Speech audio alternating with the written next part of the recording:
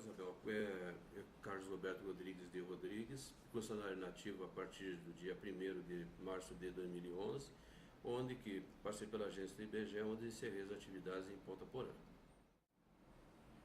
Pois é, Isabel, foi gratificante quando você me convidou, ligou no sítio, né, que é o Resino, e me convidando para participar desse projeto Memória do IBGE. E lógico que de imediato eu aceitei, até fiz um compromisso com você, com a data, em vir a Campo Grande para nós fazer essa entrevista. Mas a minha história começa no IBGE, começa em Aquidauana, falar assim, porque em 1977, fala assim, eu trabalhava na empresa privada, que era um frigorífico, e lá tinha que preencher para prestar as informações ao IBGE, né, através de formulários ou questionários, e foi que começou a amizade com o pessoal da agência do IBGE de Aquidauana, através das informações.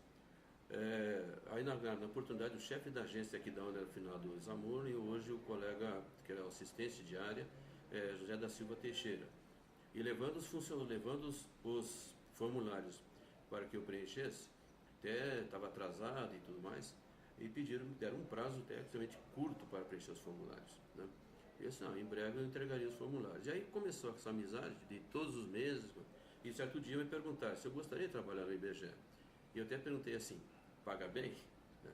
Mas não era questão de salarial, não. Era questão de órgão, né? De um órgão público, não, a questão também de estatística, de pesquisas, que eu sempre trabalhei assim, verificando que era importante para o país. Mas preenchemos um formulário lá, um pré-cadastro, falar assim, que até é interessante, que eu lembro muito bem que era um livrinho, e onde que na contracapa tinha que anexar ou fixar uma fotografia. E no livro até perguntava assim, sabe passar, sabe costurar, sabe lavar, enfim, fazer até limpeza, conhecer bitola de parafuso, bitolas de fio. Então eu achei interessante, o que tem que ver fazer pesquisa ou estatística com conhecer esse tipo de trabalho? Mas preenchemos aquele formulário, aquele livrinho, foi anexada a fotografia e, segundo informações, foi enviado isso para a DEG de Cuiabá, né, que era a agência, que era a regional do IBGE no estado, porque o estado era integrado.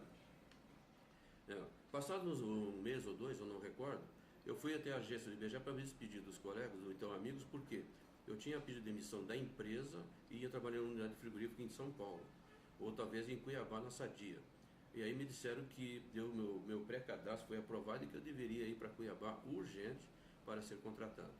Bom, aí começa, chegando em Cuiabá, na época difícil, eu já tinha um filho e tudo mais, a comunicação via telefone era complicada. E aí, chegando em Cuiabá, fiquei uns dias em Cuiabá, onde que passei por vários setores para conhecer o trabalho, e na última hora de sair de Cuiabá, eu pensando que ia ficar em Aquidauana, a agência BR de Aquidauana, o chefe então administrativo disse para mim assim, você vai para Barra do Garça. Bom, como eu sou do Rio Grande do Sul, imagino, sair de Cuiabá, de Aquidauana para Barra do Garça, quantos mil quilômetros ficaria distante do Rio Grande do Sul? Eu disse, não vou. E aí criou assim, uma polêmica, até que o então delegado Nelson Pinheiro, né, pegou ele para mim assim, não, então se escolhe Bataguaçu e Paranaíba. Eu verificando a posição geográfica de Paranaíba e Bataguaçu, essas condições de cidade, eu escolhi Paranaíba. Então, me apresentei em Paranaíba fui admitido no IBGE 2 de janeiro de 78 e me apresentei em Paranaíba dia 15 de janeiro de 1978, né, por volta das 15 horas, depois de uma longa viagem de ônibus de Aquidauana a Paranaíba. Né. Na época não tinha asfalto, era tudo estrada de chão. Mas chegando em Paranaíba tem uma história que acho que é interessante. Chegando em Paranaíba, o chefe da agência, então, Auro Pinto da Silva, pergunta para mim assim, você veio trabalhar aqui? Sim, vim. Você vai ser o chefe? Sim, eu não, vim aqui para trás, estou entrando no IBGE agora. Ele falou assim, você entende carpintaria? Por quê? Porque tem os móveis para reformar. E de imediato arrumou um martelo, um serrote e pediu para mim reformar e arrumar os móveis do IBGE, aqueles móveis antigos, né, pretos, né, para que desse condições de continuar a ser utilizado. Bom, aí começou, por exemplo, ficou, né, uns dias a gente fazendo treinamento ali, conhecendo os formulários do IBGE, e eu lembro que daí a primeira viagem minha foi a Aparecida do Taguado, fazer pesquisa em um asilo, né. Aí, chegando lá, deu um pequeno problema, que o rapaz não queria dar informações, aí, usando da malandragem, com dias da vivência, disse para ele assim, olha, o senhor me ajuda a preencher o crédito porque eu estou chegando agora nesse IBGE e se eu chegar lá sem esse trabalho, o chefe não vai gostar do meu desempenho, então vocês vão ter que, o senhor vai ter que me dar uma mão. E aí ele com as suas ponderações, ficou para mim assim, então volta aqui ao meio-dia, vai na minha residência. Chegando meio-dia, cheguei na casa deles, para mim assim, agora você espera eu cochilar um pouquinho para depois eu responder o questionário do IBGE. Mas tudo deu certo, graças a Deus. Então esse foi minha primeira pesquisa e o meu primeiro, como diz assim, grau de dificuldade em querer convencer uma pessoa a me dar informação. Olha, Isabel, com relação às dificuldades da época do IBGE, eram inúmeras. Olha, eu vou te falar uma coisa, nós, estando em Paranaíba, nós tínhamos, a agência de Paranaíba, ela abrangia os municípios de Aparecida, Taboado, Cacilândia e mais os distritos. Chapadão do Sul na época não existia, então tinha os distritos de Paraíso, Inocência, enfim. O acesso a esses municípios, então essas localidades, era difícil, porque não se tinha asfalto, as estradas, vamos dizer assim, eram verdadeiras picadas, a gente não tinha, o IBGE não tinha uma estrutura de veículo próprio como tem hoje, ainda tinha que se alugar veículo para poder realizar as pesquisas. Então, a primeiro impasse era alocar um veículo, que não era barato. O segundo, a distância entre Paranaíba e Campo Grande e também Cuiabá, onde que se dependia de primeiro solicitar por Campo Grande, onde que tinha a subdelegacia, falar assim, né, que era a delegacia do IBGE, a DEG, né? Tinha que comunicar para o pessoal que o precisava de tal recursos, né? E lógico que Campo Grande comunica com Cuiabá para enviar os recursos para a alocação do veículo. Até fazer o trâmite legal de documentação, às vezes a alocação daquele veículo se tornava inviável, por quê? Porque o preço dado no momento era um e quando chegavam os recursos a pessoa já queria outro valor. Então, e a comunicação também, o telefone. Paranaíba é a Telemig, que é uma empresa de comunicação telefônica de Minas Gerais, que opera em Paranaíba, já naquela época, né? E a nossa comunicação principal, que seria a comunicação gratuita, ela era com a Polícia Civil, a delegacia da Polícia Civil, através de telégrafo. Então, qualquer documento, qualquer urgência que tínhamos, nós tínhamos que ir na delegacia de polícia, pediu para o amigo, então, lá, o escrivão, falar um telégrafo, por exemplo, um telegrama, para a DEG de Campo Grande, para depois posteriormente, enviar para Cuiabá, sobre a necessidade de serviço. Correio.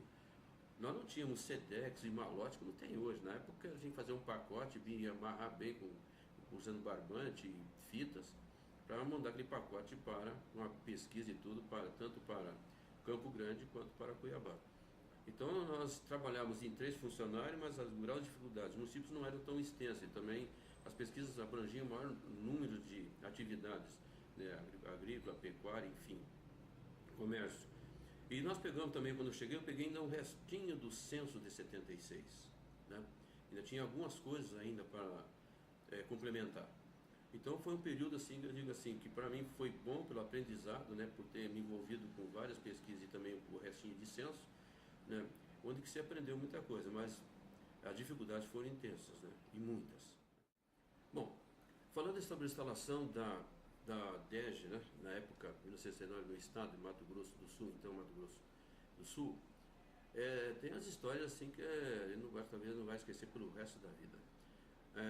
A DEG, então aqui a subdelegacia, convocou todos os funcionários do quadro, né, do interior, para que no dia 1º de janeiro de 1979, por volta de 8 horas, estivessem, né, então, na sede da subdelegacia, então, na época foi até alugado o prédio, para que fosse instalado o IBGE, né, por exemplo, delegacia do IBGE, então não deixando de ser subdelegacia. Então nós fomos convocar. Então Paranaíba tinha 3 funcionários, o chefe da agência, Auro Pinto da Silva, o Elias e o Roberto, né? E entre Lagoas tinha um dia naquela oportunidade, era o seu Antônio, o Jesus e o Everaldo. Então eram 3 servidores de cada agência. Para que nós tivéssemos, né, um meio de transporte seria mais rápido para chegar a Campo Grande e ver as condições das rodovias, o caminho era vir até Três Lagoas tomar outro ônibus e chegar em Campo Grande. Então as passagens, como era final do ano, olha só, a instalação da DEG, dia 1º de janeiro. Teríamos saído das nossas residências aqui dia 31 de dezembro, para chegar no outro dia e estar aqui, né, no dia 1º, às 8 horas, conforme o combinado. Nós saímos de Paranaí por volta das 15 horas, no dia 31, deixamos de ficar com a família, por exemplo, para passagem de ano, e nos juntamos com os colegas de Três Lagoas, né, por volta das 19 horas, para chegar a um ano da empresa São Luís. E estão na rodoviária, os 6 funcionários ali, empolgados, agora vou ter a delegacia do IBGE no estado e tudo mais. E conversa vai, conversa vem. Daqui a pouco percebemos que o rapaz lá do guichê, da empresa, fechou.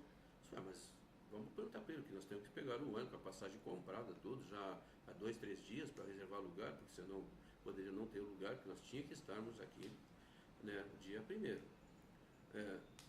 Chegando lá, perguntamos a ele assim, ô moço, nós vamos o ônibus às 9 horas. E sim, o ônibus foi cancelado porque vocês só são em 6. Só tem 6 passagens vendidas. Sim, mas como nós compramos a passagem, nós temos que estar no outro dia em Campo Grande. Ele diz assim, olha, é problema de vocês. Quando ele falou isso, o seu Antônio já, né, mais experiente, mas assim, olha, nós vamos achar um meio de nós chegarmos em Campo Grande amanhã cedo, né, distância de 400 quilômetros, mais aproximadamente 400 quilômetros. Mas as estradas eram, né, precárias, né? 9 horas da noite. Aí surgiu a ideia, vamos pegar um táxi. Daí o outro, mas quem vai pagar o táxi? Quem vai pagar o táxi? A empresa que não quer nos levar. Que abortou, como diz, a viagem do ônibus. Aí conversa para lá e conversa para cá. Falamos com o rapaz lá, disse, não, vou falar com o gerente. O gerente disse, não, o gerente estava em casa já se preparando para a passagem de ano. Fomos até a casa do gerente da empresa e ele falou assim, devolvo o dinheiro para vocês. E mais para vocês fazerem um lanche, alguma coisa, mas por amor de Deus, não entre, não peguem táxi, porque ele sabia que pegando um táxi em Três Lagoas, quem ia pagar esse táxi era a empresa e talvez ter alguma multa pelo então Dersul, que gerenciava a parte de transporte coletivo no estado. Mas ele deu aquele dinheiro, devolveu o dinheiro, deu um dinheiro para o lanche. E qual é a saída agora? Irmos para a estação ferroviária, que passava o trem por volta da meia-noite, ele passava em Três Lagoas. E chegando na estação ferroviária, o que o vendedor de passagem disse? Não tem mais passagem, o trem está lotado. E como é que nós chegamos em Campo Grande? Aí se não, nós vamos nem que seja junto com o maquinista. Então nós vamos. Aí o Everaldo, que é um cara mais sensato assim, das coisas, assim, olha, se é de cima do vagão, na plataforma, nós temos que ir, né? E brincando assim, olha, porque se o pessoal, se nós não chegarmos lá, né, espera a punição que vai vir, né? Mas tudo bem, aquela coisa de brincadeira de agente de coleta, que era o cargo que nós tínhamos na época, né? Que nós era a GECOL, agente de coleta. Daí nós vamos de qualquer jeito. Daí o trem parou, mas lotado, vinha de Bauru para em direção a Campo Grande, Corumbá. Aí nós entramos na plataforma sem passagem, sem nada, assim, vamos na plataforma mesmo, né, do trem, no vagão. E chegando lá, colocamos nossas malas num cantinho ali, vamos sentar em cima das malas e vamos para Campo Grande. Mas num determinado momento da viagem, chega o chefe de trem e diz assim, quer passagem? Sim, nós não temos passagem. Mas como vocês embarcaram? Assim, nós temos que estar lá, cada um puxou sua carteirinha do IBGE. Assim, tá, então, bom, então vocês vão de carro de vagão de segunda, né, que o vagão que não é nada confortável, né, nos assentos eram de madeira, e vendeu para como se fosse carro de segunda, mas nós estávamos sentados em cima da mala no plena plataforma de cada vagão. Mas numa determinada hora da noite, né, e o trem vem. O seu Antônio fala assim, Roberto, então o Rodrigues, porque no IBGE ninguém me conhece por Roberto, Carlos Roberto é Rodrigues, diz assim, Rodrigues, vem cá, vamos lá para o vagão restaurante e vamos sentar, porque o cansaço é enorme até chegar em Campo Grande. E chegando lá, ele disse assim, pois não, o que vocês vão comer ou beber? Ele pegou e disse assim, olha, eu vou tomar um conhaque. Aí o cara assim, então vou trazer uma dose? Não, você traz 1 litro. Né? Eu disse, mas seu Antônio, você vai tomar 1 litro de conhaque? E sim, nós vamos tomar, nem que seja de mentira, para nós poder ir sentado aqui no vagão restaurante. Aí nós pegamos e colocou 1 litro de conhaque ali e tudo mais, ele tomou uma dosezinha ali, ficamos enrolando até que o chefe de trem diz assim, vai fechar o restaurante porque tem que fazer limpeza. Nós saímos do restaurante, fomos lá para a plataforma de novo. Quando terminou a limpeza do vagão, nós voltamos para a mesa do vagão de novo, com aquele litro de conhaque que não acabava nunca. Eu acho que foi o litro de conhaque mais difícil de ser tomado, foi aquele durante a viagem, que chegou em Campo Grande, não tinha se consumido a metade do litro. Chegamos na estação ferroviária, né? Nós dirigimos até o Hotel Bandeirante, né? Trocamos de roupa e tudo mais e nos dirigimos até o endereço da DEG. Aí estava todo o pessoal reunido já, aguardando o horário, nós chegamos até com certa antecedência, né? Depois daquela viagem, né, terrível, porque, né, sem dormir, imagina como é que nós estávamos, né? Chegando aqui, daí teve a cerimônia de inauguração do prédio, falar assim, e hoje que foi servido um coquetel. Então hoje tem assim a lembrança de como é que era, que já foi feita certas reformas e mudou assim a entrada, mudou assim, o Oceano Branco passou por algumas modificações, né? E em certo momento da reunião, da confraternização em si, me chamaram assim, ó, Rodrigues, opa, assim, ó, comparece até o gabinete. Eu, sim, mas o que eu fiz dessa vez, né? Será que eu fiz algo errado? Né? Porque quando a gente fazia qualquer coisa errada naquela época e tivesse que falar com o delegado, então, o delegado, né? Aí tocava um terror, né? Porque, né? Assim, o que vai acontecer comigo, né? Mas tudo bem.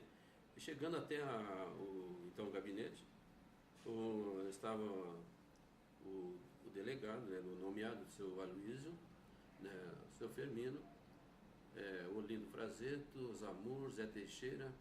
Aí foi convidado também o chefe da agência, Auro Pinto da Silva, né? E chegando, nos reunimos ali, tomou seus lugares. E aí foi feito um convite para mim assumir a chefia de uma das agências criada no Estado. Porque, vamos voltar um pouquinho no tempo, falar assim, o Estado integrado, Cuiabá, né, que gerenciava Mato Grosso do Sul, né, a distância é enorme, né? Então, por exemplo, chegar a Cuiabá, mais de 1000 quilômetros. Então, como eu frisei anteriormente, as dificuldades eram enormes, né? Então, a criação com a divisão do Estado foi para quê?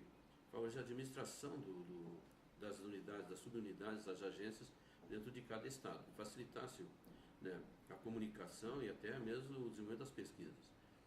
E naquela oportunidade eu lembro que a agência que Mato Grosso do Sul, já denominado Mato Grosso do Sul, eram 7 agências e foram criadas 8 agências. Então o Estado passou a ter 15 agências do IBGE, né?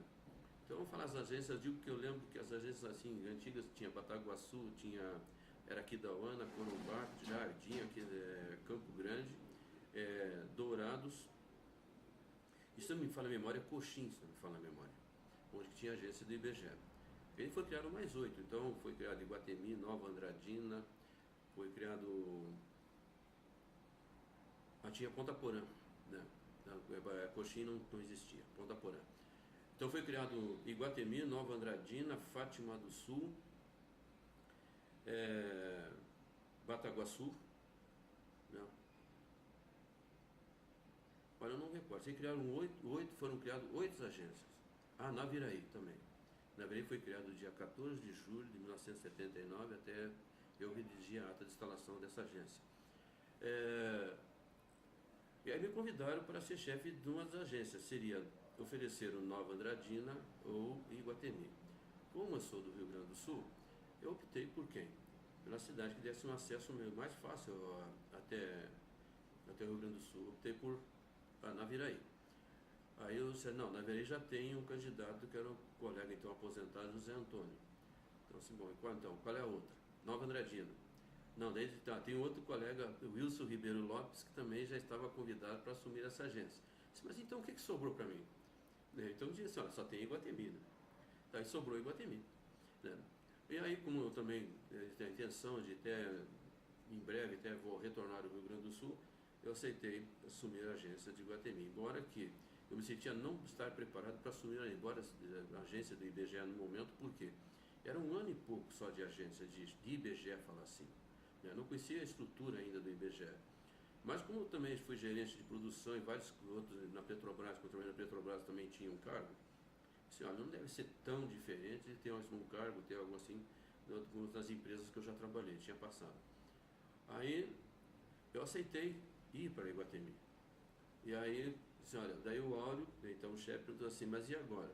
O Áureo tinha perdido o Elias para o Banco do Brasil de Paranaíba. Estava só eu e ele naquele momento, que o Elias estava saindo, já ia sair do IBGE.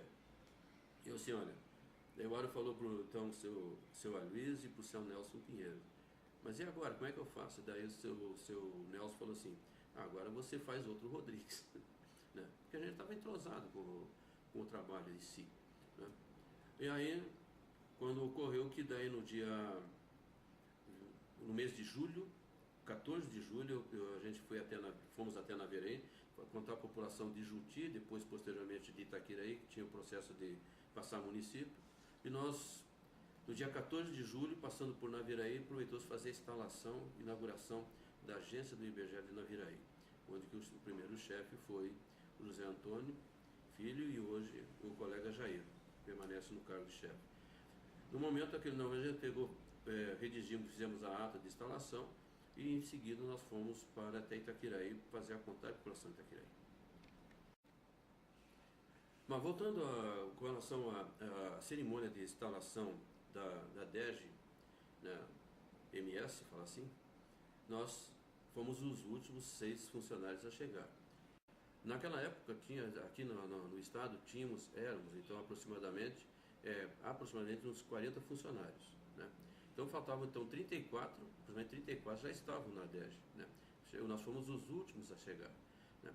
A cerimônia teve início na frente, na parte da frente do prédio, iniciou ali, depois veio todos os servidores adentraram o prédio, e onde que se realizou aqui nessa parte que tem a biblioteca, né, e a sala de espera, falar assim, né? Onde que se começou o coquetel e tudo mais, né? E depois, posteriormente, fomos até o gabinete, fomos ver as instalações, que também foi aumentada, o prédio foi ampliado, como diz assim, né? Nos modos que estão hoje.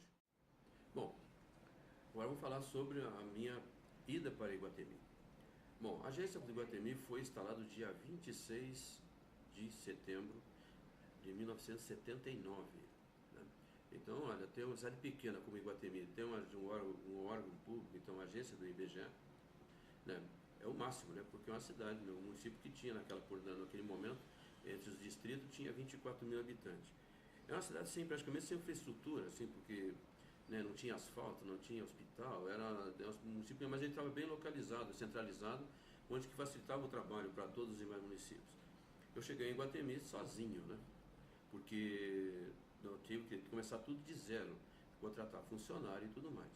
O primeiro funcionário a ser contratado em Iguatemi foi o colega que também está aposentado, Aureliano da Rosa Dutra, né? Ele foi contratado, acho que no dia 15 ou 16 de novembro de 1979, por indicação do prefeito local, na época, Luiz Nogueira Lopes.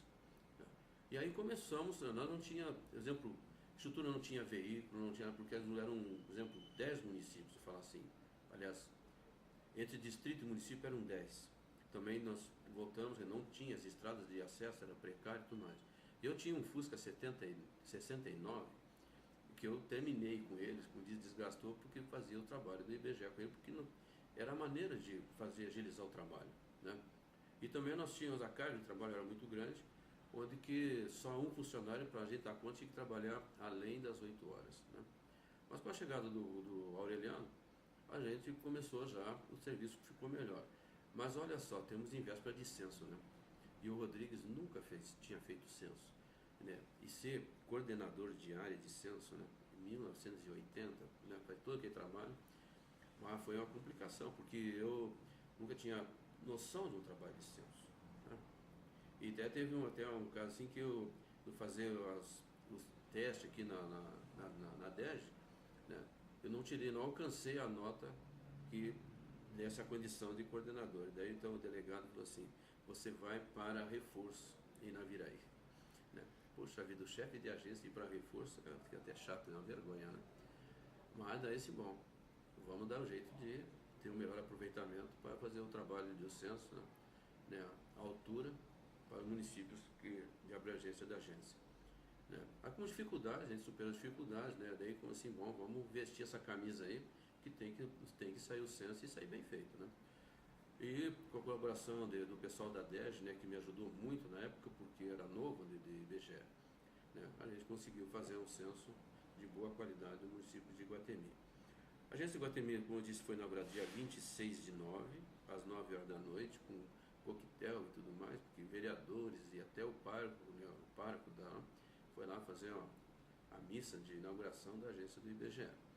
E a gente lá, onde que eu fiquei 10 anos nesse município, até 1988, né, 11 de agosto de 1978, quando, né, as agências menores no estado foram, né, desativadas, e aí coube a mim ir para Ponta Porã. Né, o chefe da DERJ, então, na época, o senhor Firmino, Antônio Firmino Filho, ele pediu assim, olha, Rodrigo, você vai para Ponta Porã. Eu não gostei de ter Ponta Porã porque, como disse, eu sou do Rio Grande do Sul, gostei de ficar sempre mais próximo do Rio Grande do Sul. Né? Mas ele me convenceu para Ponta Porã, né? Fui para Ponta Porã, né, onde que permaneci até me aposentar. Né?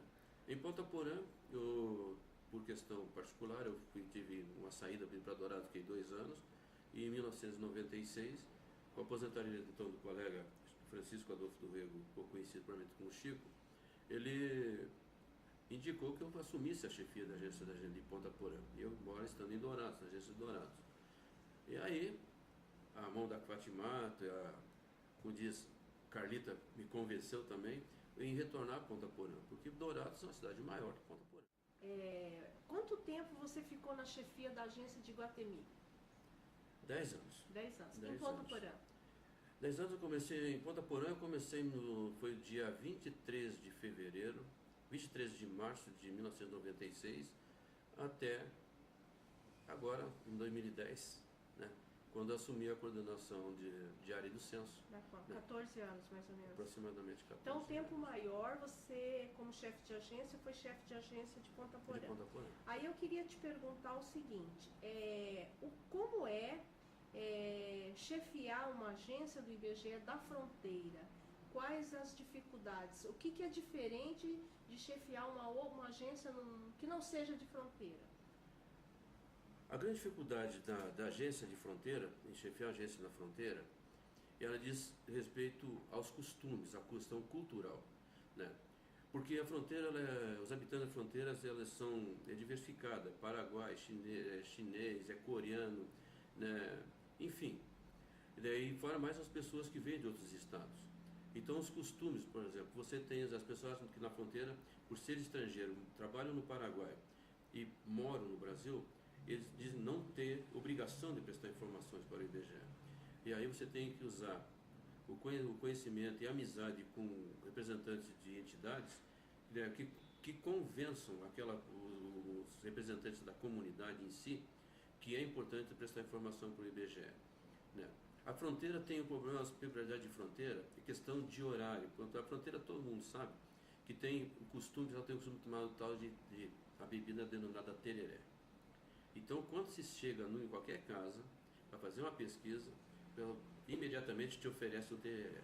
E o tereré, a pessoa vai tomando o tal da bebida tereré, e vai, como diz, a demora, né? E a gente não pode dizer que não, eu agradeço lá, porque as pessoas, aquilo para eles é questão de amizade. Então não pode dizer para eles que não quer, que agradece, que está com pressa, porque então isso vai nos acarretando, tomando tempo, né? A fronteira tem o costume, pessoal, devido ao calor, devido, né, a questões até topográficas, né, e geográficas, falar assim, eles têm o costume da tal de céssia. Então, quando você vai fazer uma pesquisa com o PNAD, essas pesquisas, o censo, que desenvolve a pesquisa nos domicílios, tem que saber a hora para chegar, porque senão não consegue obter informações. Também tem a questão do pessoal que trabalha na clandestinidade, e a questão de que também envolve com a ilegalidade também. Então não tem que esconder de ninguém, questão de tráfico, contrabando, assim. Então tem que saber também como chegar nessas pessoas que são envolvidas com... Que se chegar e dizer que trabalha no órgão público federal, eles vão dizer assim, você é da federal? então não te dá informação.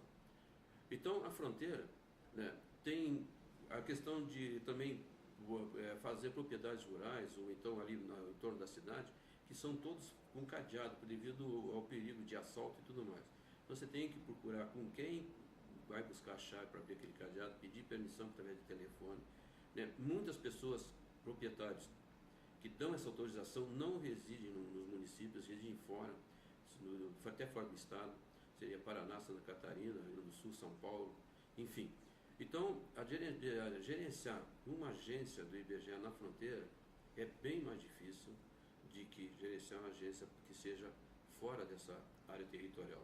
E a nossa fronteira, todo mundo sabe que ela abrange de Corumbá até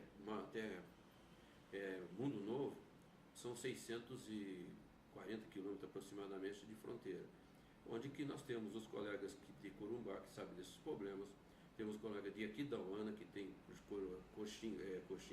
Murtinho com os problemas, Ponta Porã que pega acho que a maior parte da fronteira, que começa em Caracol, vai até Paranhos, a maior parte da fronteira está sob a agência de Ponta Porã, e o colega Jair da Viraí que tem Mundo Novo, tem Eldorado que estão bem próximo da fronteira, que também tem esses probleminhas também. Olha, quando eu estava falando sobre as dificuldades de Ponta Porã, no início, eu tive o exemplo de Ponta Porã, um grande chefe, né? Uma grande pessoa que me ensinou muito sobre como trabalhar na fronteira, né? Que é Francisco Adolfo do Rego, o qual eu substituí na chefia. E ele sempre me dizia assim, olha, Rodrigues, aqui é o seguinte, você tem que manter uma amizade bem estreita, um relacionamento bem estreito com os órgãos públicos, né? Polícia Militar, o Exército, a Receita Federal, o INSS, enfim, para que você consiga fazer um trabalho, e principalmente com a imprensa local, principalmente. Então, esse foi feito um trabalho, a gente fez um trabalho assim, começando o entrosamento com o chefe, inspetor da Receita, inspetor até da Genfa, que seria a exatoria, a gente fala assim o nome anterior, exatoria, que é o órgão de arrecadação estadual, para que a gente, quando necessitasse de qualquer informação, utilizasse como intermediário o representante desses órgãos. Isso foi o início, foi assim. Então, isso nos ajudou muito, porque quando tinha qualquer coisa, a rádio local, o jornal, os dois jornais, as duas rádios e a televisão, né, o canal, eles se colocaram à disposição e nos ajudavam muito. Qualquer divulgação de informações de IBGE, as pesquisas, enfim, né, a gente sempre ligava e eles prontamente faziam a divulgação da agência do IBGE e as pesquisas e até as informações, né, já geradas pelo IBGE ao público. Então, depois que a gente conseguiu esse caminho, né, sabendo como chegar, né, ficou tudo fácil para trabalhar. Então, agora o que mais seria o compromisso em retornar à população o que foi feito, o trabalho que foi feito. Então, por exemplo, preocupando sempre quando chegava um informante dizendo assim, olha, informações sobre penágio. Imediatamente o que nós tínhamos lá, a gente passava na agência, ou então recorria, né, até aqui a Isabel, olha, estão precisando de informações para que a rádio ou a televisão, né, divulgue. Né, às vezes precisava de um dado sobre, falar assim, um exemplo, sobre cana, né, usina e tudo mais. Aquilo que nós tínhamos, ele divulgava, tinha autorização, divulgava, e aquilo não tínhamos, a Isabel nos supria de informações. Então, a gente estava sempre atendendo a imprensa, né, e assim como os órgãos, né, que vêm lá com aquela pressa, informações do LSPA, que o banco tem que fazer um laudo assim, então precisam para ontem, como diz. A gente prontamente atendia. E isso fez com que a credibilidade no trabalho do IBGE e também nosso empenho, assim, né, eu digo, o chefe da agência e mais o grupo que trabalhava, que a gente fala assim, corria atrás, fez com que, né, a gente tivesse uma boa, assim, falar assim, entrosamento e aceitação, né, para a pesquisa do IBGE em Ponta Porã. Eu digo, saí de Ponta Porã, mas assim, eu gosto de Ponta Porã e, né, e tivesse fazer qualquer trabalho para o IBGE, eu faria tranquilamente em Ponta Porã. Olha, era um trabalho assim, inicialmente tinha certas dificuldades, mas quando houver do tempo a gente começou a fazer um cadastro das propriedades mais distantes, porque Ponta Porã planta praticamente hoje, se não me engano, mais de 160 mil hectares de soja, temos trigo, milho, né, arroz, feijão, né, é um município que tem a pecuária pouco né, como diz, tem influência na economia do município, mais a agricultura.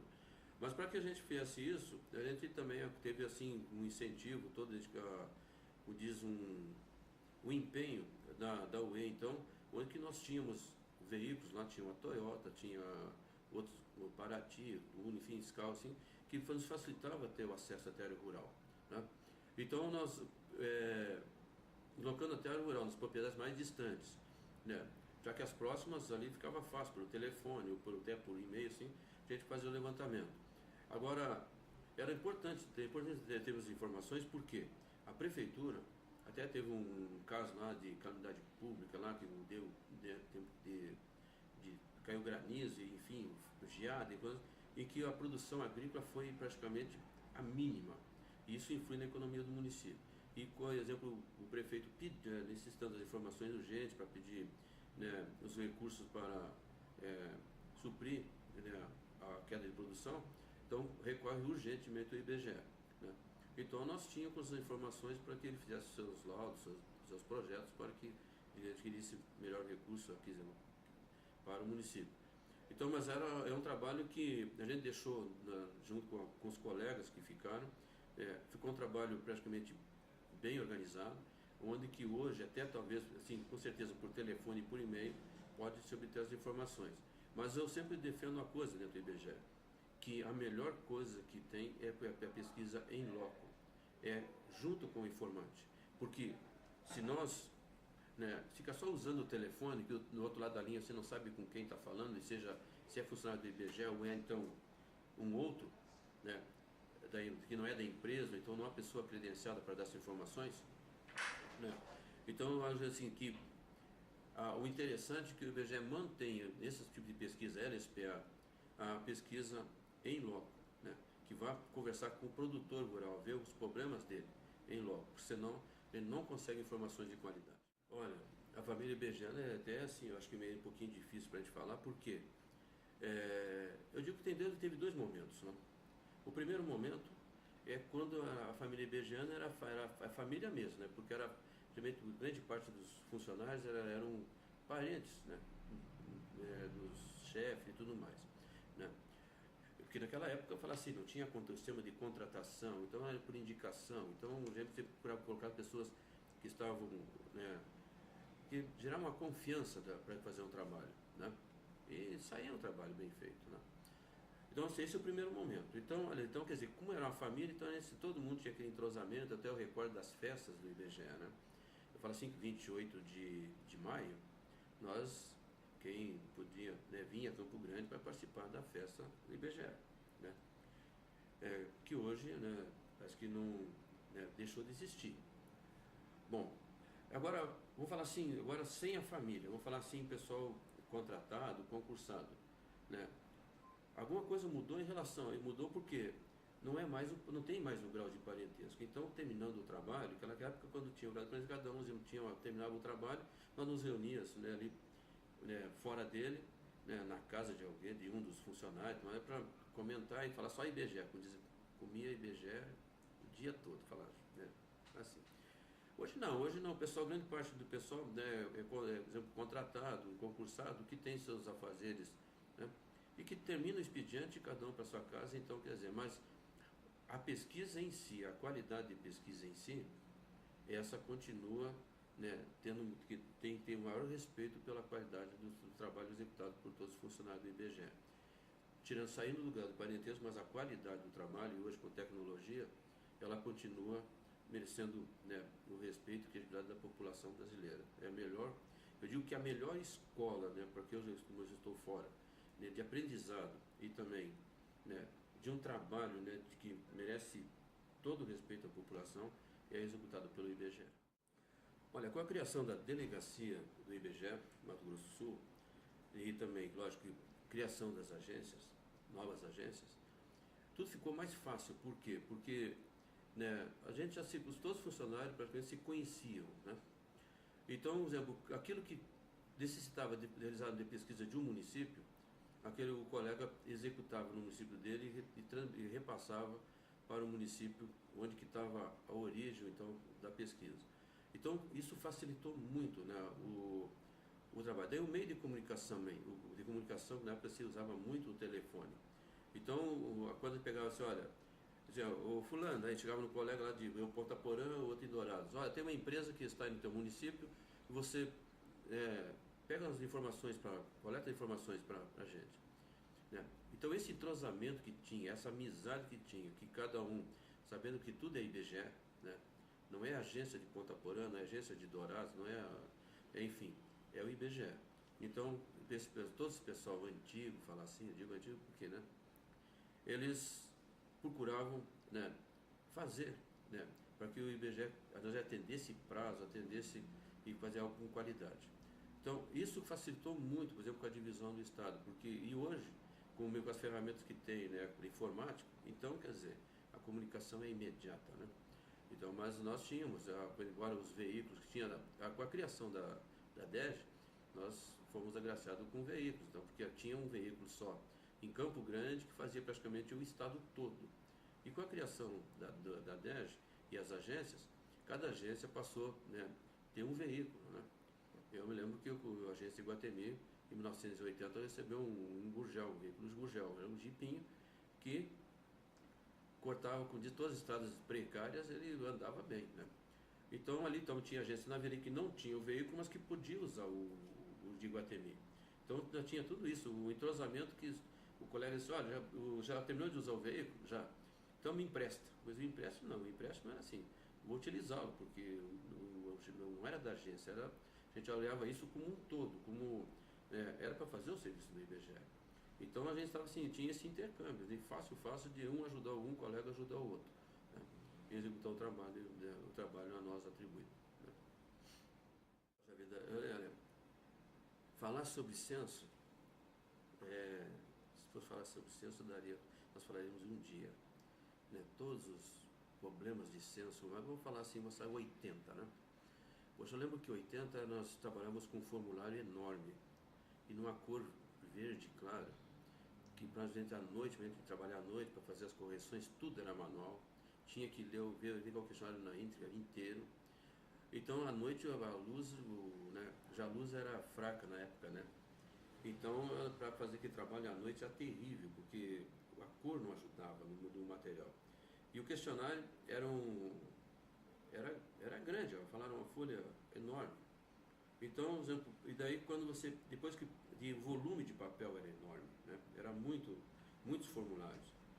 Então, quando tem que a gente olha assim as pastas, eu tenho pastas de censo de 1980 que eu guardei comigo, a pasta era enorme para o licenciador carregar, né? E na época se fazia censo a cavalo e de bicicleta, né? E nos lugares muito de difícil acesso, você tinha que ver carro traçado, alguma coisa assim, para poder ter acesso. Mas o maior era cavalo e de bicicleta, né?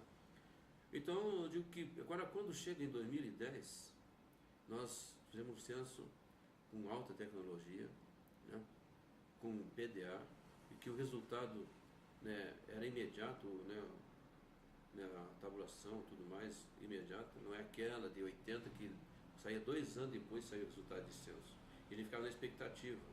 E quando chegava um supervisor na área para verificar o material que ele pegava pela amostragem e colocava assim, verificava 4, 5, 10 de cada setor e encontrando erros, ele tinha que verificar todo aquele volume de material, né? Isso aconteceu comigo em Iguatemi, porque confiando no trabalho de supervisor, que estavam seguindo, lendo o manual e tudo mais, passou muita coisa. E quando chegou o supervisor, até um servidor do Rio de Janeiro, acompanhado pelo assistente de área, até vou citar o nome, o Lindo Frazeto, né, que tem uma amizade muito grande com ele, olhando o material, ele encontrou inúmeros erros. E você imagina se está vai estar 60% dos setores pronto, você tem que rever todo aquele volume de material, né, sistema manual, né, ler todinho, ver os erros, né, e procurar corrigir e até retornar ao informante, né, para ter, como diz assim, não é corrigir pela dedução, era corrigir, né, verificando e indo em loco de novo. Né. Daí o informante dizia assim, mas de novo, faz um mês que vocês passaram aqui, mas aquela informação ficou errada. Então aquilo foi assim, daí foi que eu aprendi algo mais, que não podia confiar totalmente no funcionário, no supervisor contratado. Eu teria que estar sempre ali presente. Claro que o número de municípios era enorme, mas teria que, daí, chegando nos outros municípios, também rever todo aquele material, já com base no da sede, ver os erros que estavam ali acontecendo. Né?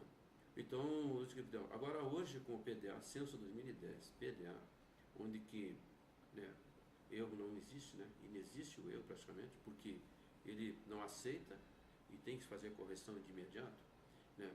Onde que a apuração, né, também é imediata. Isso foi um avanço enorme dentro do IBGE, né? Porque a gente tinha que fazer até cálculo com aquela máquina Facit, né? Fazer cálculo e tudo mais, para ver se as informações... Você imagina um censo agropecuário, né? E depois eu até vou falar sobre censo agropecuário. Fazer somatórias com máquina Facit, manual, depois vem uma elétrica, né? Mas uma Olivetti elétrica, mas até então a gente trabalhou com essa máquina assim. Então o número de pessoas trabalhar era enorme também, era um grande quantitativo de licenciador, de supervisor ali para fazer a conferência de material, né? Então se trabalhava com um contingente muito grande, né? Hoje, censo 2010, você faz um município com Ponta Porã, 10 supervisores, né? 12, se não me engano, nós trabalhamos, e mais 25 licenciadores para a área rural e urbana, né? Então, o censo 2010, como disse, foi um avanço, né? Muito grande, em termos de fazer um trabalho, né, de repercussão nacional também grande também, né? Eu falei que eu gostaria de reportar sobre censo agropecuário.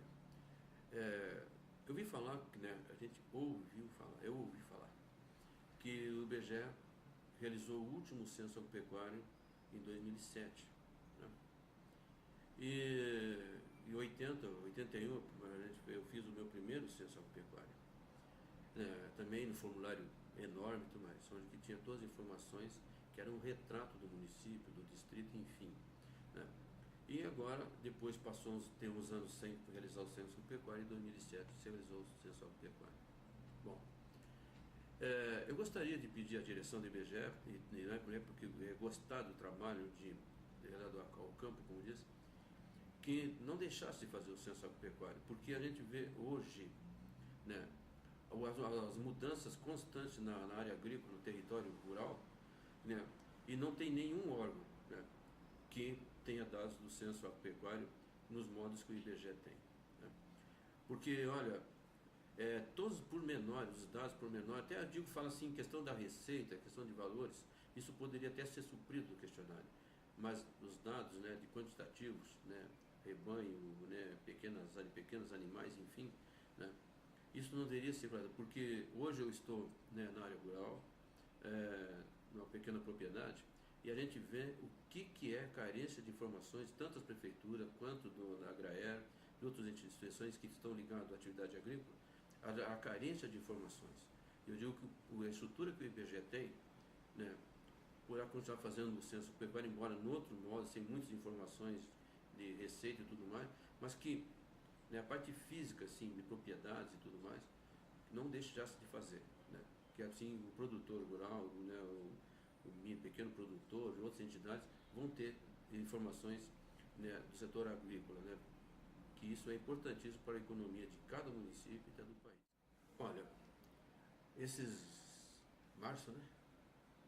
Março nós temos para novembro, né? 8 meses, né? 8 meses fora da atividade do IBGE, que dá saudade, né? Porque lá a gente, dentro do IBGE, a gente estava acostumado a viagem, contato com o público e tudo mais, né, eram órgãos públicos, enfim, né? Mas eu acho que cada um de nós tem um ciclo, né? Eu falo assim. Eu acho que dentro dos 33 anos, 2 meses e 18 dias que eu estive dentro do IBGE, né, que é a grande escola, eu falo para todo mundo que é uma grande escola, é uma aprendizagem, quem souber aproveitar, assim, te aproveito dessa escola, né, e para aplicar fora da instituição, né, como diz, é um outro caminho a traçar, né. Então eu digo assim, que estou fora, mas não vou deixar de ser IBGE, eu visto a camisa do IBGE, inclusive todas as camisetas que eu mandei fazer, e, né, quando eu saía fazer as pesquisas, eu sempre saía com a camisa, pensando assim, a minha camisa, né? Roberto, e com a bandeirinha do Brasil, IBGE e tudo mais, né? Então, até a gente se emociona em falar essas coisas, porque eu saí assim, não, vamos fazer assim, mudar a qualidade de vida, né? Fazer algo diferente. Então, vou para uma pequena propriedade que tem, né? Cuidar dela, né? Mas agora a gente está se envolvendo com a prefeitura do município em ajudar o prefeito a montar alguma coisa a pesquisa, a estatística dentro da prefeitura municipal de Iguatemi. Até a semana que vem eu tenho que entregar um relatório para o prefeito em relação do assentamento onde que eu moro, né, para que o ano que vem nós tenhamos investimentos dentro do assentamento em cada área, né? Isso, assim. Então, querendo ou não, a gente está envolvido, continua envolvido com pesquisa, né? Mas eu quero agradecer aos colegas do IBGE, porque quando eu saí, né, assim, não é que não deu tempo, né? E ficou assim, eu não vou ficar ligando, né, aquela coisa toda, né? Mas agradecer a todos que me ajudaram, né? Vou falar assim, até a direção do IBGE Rio de Janeiro, porque vou chegar no IBGE com 1 ano e pouco, ser chefe de agência, alguém lá em cima teve que, né, saber, assim, vai ter erros, né? Que a gente procurou, né, evitar, assim, minimizar o máximo, porque com aquela vontade, com a garra, assim, né? E também a gente juntou umas coisas, né, de militar, de outras coisas assim, com a vontade, garra, assim, em fazer o trabalho do IBGE, né? Então, agradecer a direção de todos os chefes do IDUE, né, o DIDEG, com que gostão do seu Aloysio, né, o seu Fermino, o Fatimato, o Carlita, né, e para os colegas chefes de agência, os outros colegas, todos, né, que é ruim ficar, é até difícil ficar citando o nome, porque você não vai dizer assim, vai citar nome, deve dizer assim, não, tem fulano que é mais amigo, mais colega, não é isso.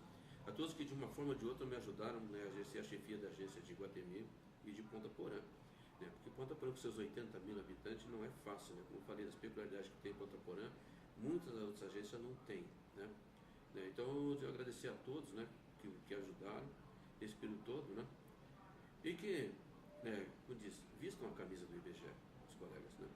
Porque eu digo, né, eu vesti a camisa literalmente, assim, né? Assim, né? Mas, e lá no Rancho Loma, onde que eu moro, no assentamento, no lote 46, só não tem uma plaquinha de IBGE lá porque não pode, né? Mas lá todos, né, já pegaram no meu pé porque o meu nome, o Roberto do IBGE, né? É o Roberto do IBGE, né? Estamos lá, Isabel, a Denise, né? E a direção, lote 46, estão morando lá. Espero vocês.